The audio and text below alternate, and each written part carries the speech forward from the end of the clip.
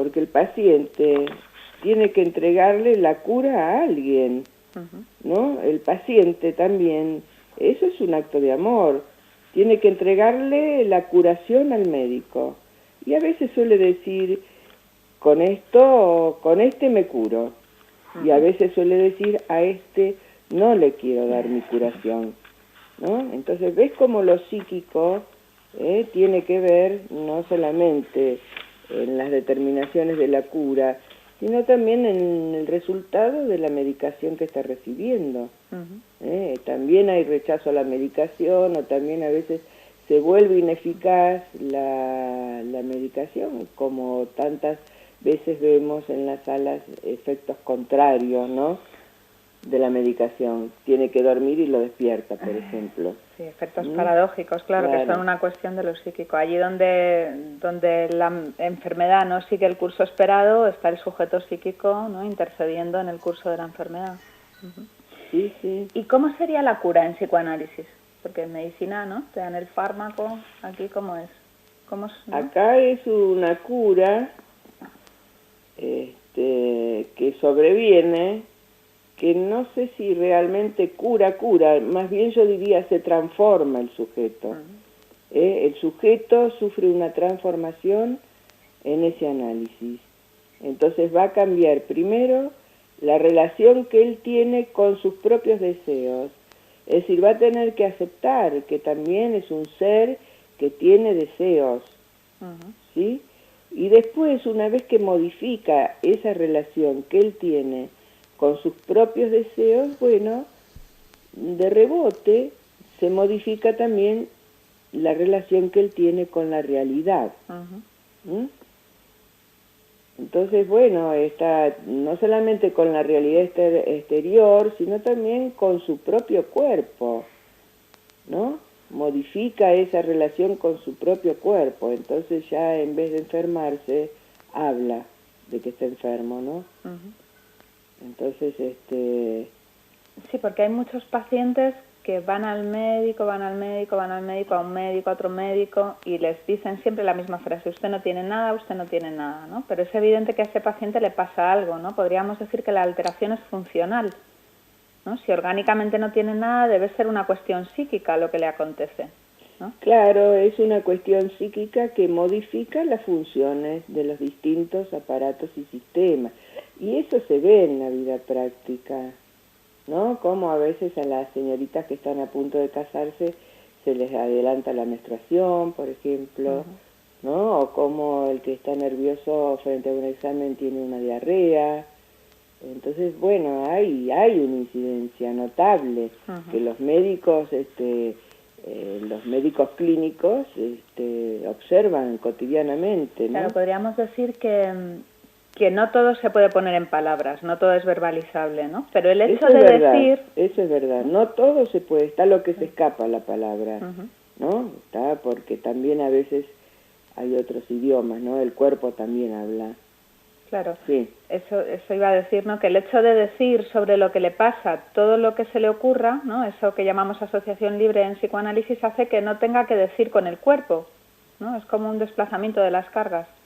Claro. Eso que está diciendo con el cuerpo, ese cuerpo que habla, le pasa a decirlo con la palabra, podemos decir, ¿no? Sí. No necesita adherirse el cuerpo. Sí, es la palabra también es como una máquina de diluir, ¿no? En tanto, eso que a lo mejor está puesto en un órgano, al hablar sobre eso que está puesto en el órgano, se diluye a través de las palabras esa afectación, y entonces va a tener que hablar, en vez de afectar al órgano, va a tener que hablar de sus afectos. Pero esto de que el paciente se cura hablando siempre sorprende mucho a la gente, ¿no? Dice, pero ¿cómo es que me voy a curar solamente hablando?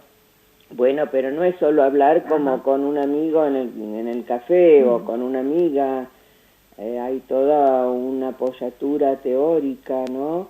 Y en esa relación que se establece hay algo muy importante que se llama transferencia, que es ese momento donde el paciente toma al médico como uno de los personajes de la obra de teatro de su vida. Entonces se dirige al médico no como a un señor profesional, sino se dirige al médico como si se dirige a su papá, como un niño caprichoso que no quiere entender, o como un niño rebelde, entonces o como un niño que tiene reproches constantes con el padre. Entonces en esa relación el psicoanalista ya ocupa ese otro lugar, lo escucha a ese paciente como médico, pero le responde como a ese niño travieso y orgulloso y caprichoso, ¿no? Diciéndole desde ese lugar cosas que lo pueden modificar, ¿no? Que lo van a sacar de esa posición y van a hacer de esa persona un hombre, ¿no? O una mujer, no un niño, por ejemplo. Claro, además el psicoanálisis no es solamente para sujetos que padecen una enfermedad, ¿no? Antonia San Juan, había un artículo en El País este fin de semana precisamente, sí, ¿no? Lo he leído. Que decía que ella se psicoanalizaba no porque estaba enferma, sino porque eso le hacía pensar y relacionarse de una manera diferente, ¿no? Ser una ciudadana de primera categoría, decía ella, ¿no? Bueno, ¿y qué será primera categoría? Porque los ciudadanos de primera categoría son los que saben leer, son los que saben escribir, son los que saben hablar. Claro, y además yo creo que los que no caen en la ideología del Estado, de los medios de comunicación, de creerse toda esa, ¿no?, ideología que es la dada, ¿no? Es lo dado. Hay que hacer un trabajo para tener otra ideología diferente de la ideología común, ¿no? Yo creo que también eso te saca de ser un ciudadano vulgar, ¿no? Te mete en otra categoría de ciudadano, por decirlo de alguna manera. Sí, donde lo que se desplaza es lo que es obligatorio, ¿no? Es decir, yo hago todos los deberes bien, la sociedad me obliga a determinadas cosas, pero a todo eso que hay que hacer, porque es verdad, en la vida hay obligaciones, pero a todo eso le voy a agregar mi deseo, es decir, ese acuerdo necesario para que también a mí me haga bien el dar. Entonces transformo toda esa cosa obligatoria en funciones del amor, ¿no? Es decir, que ya en mí hay como una gratificación, ¿no? Yo lo hago por el otro y también lo hago por mí, en el sentido de que me doy esa oportunidad de poder amar.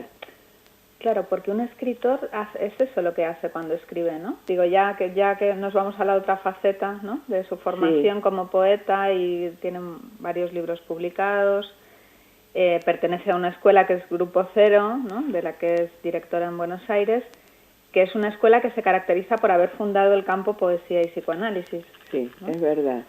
Bueno, porque tuvimos la concepción de que el proceso creativo está tanto en la modificación del psiquismo de cada persona como en lo que puede poner como novedad en la sociedad.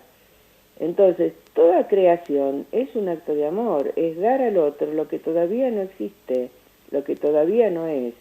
Entonces, una obra de arte es algo que todavía no está en el mundo y que yo pongo en el mundo.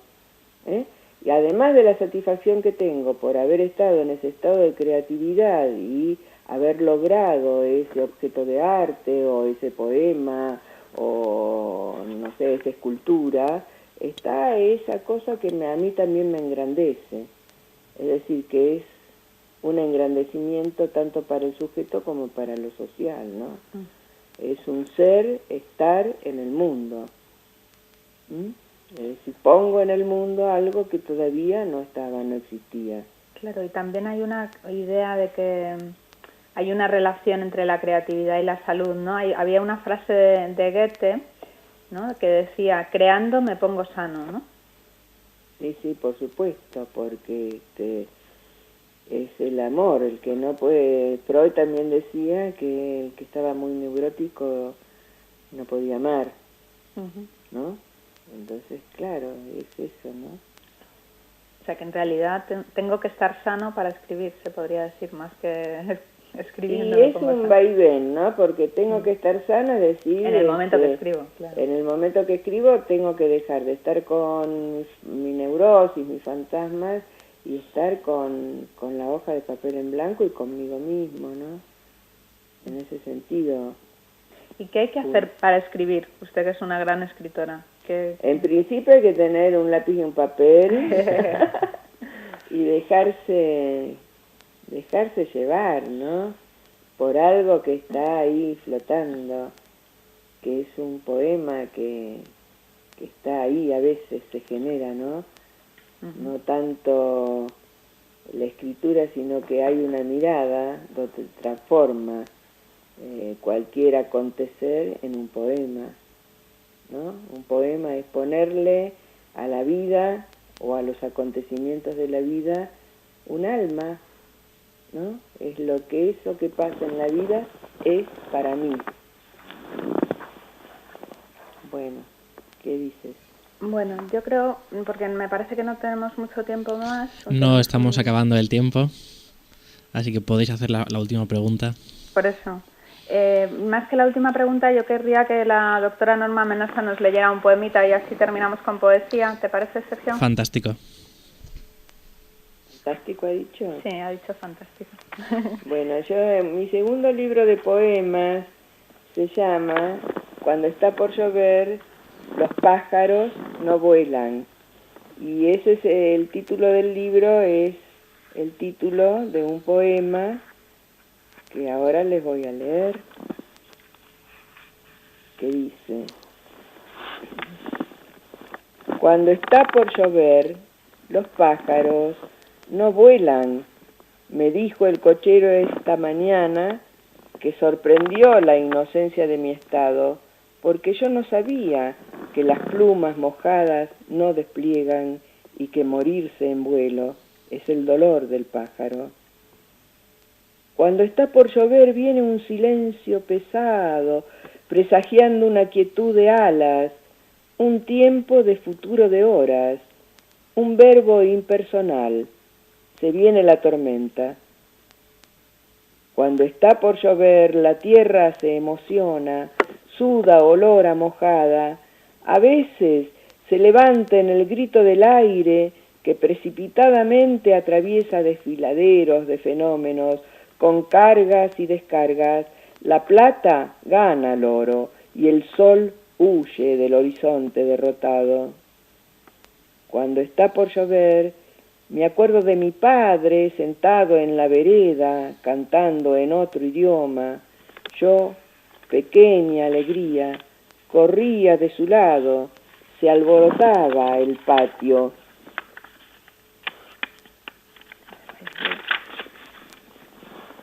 Las viejas y la cueva, que llueva, era el milagro. Después llegaba a la ventana, buscaba su detrás, miraba en un segundo plano las gotas que lloraban de misterio, de natural, de tiempo, trinaba como ellos sin saber que el suspenso sentencia una extrema quietud. Cuando está por llover, los pájaros no vuelan. Bueno, recordarles el recital poético del miércoles 11 de enero a las 8 de la tarde en la calle Maldonado, número 53, en la Fundación Progreso y Cultura. Muchas gracias a todos. Gracias, Sergio. Buenos días. Pues muchas gracias a vosotras por estar con nosotros y os esperamos en otras ocasiones en esta que es vuestra casa. Por supuesto, muchas gracias por la invitación.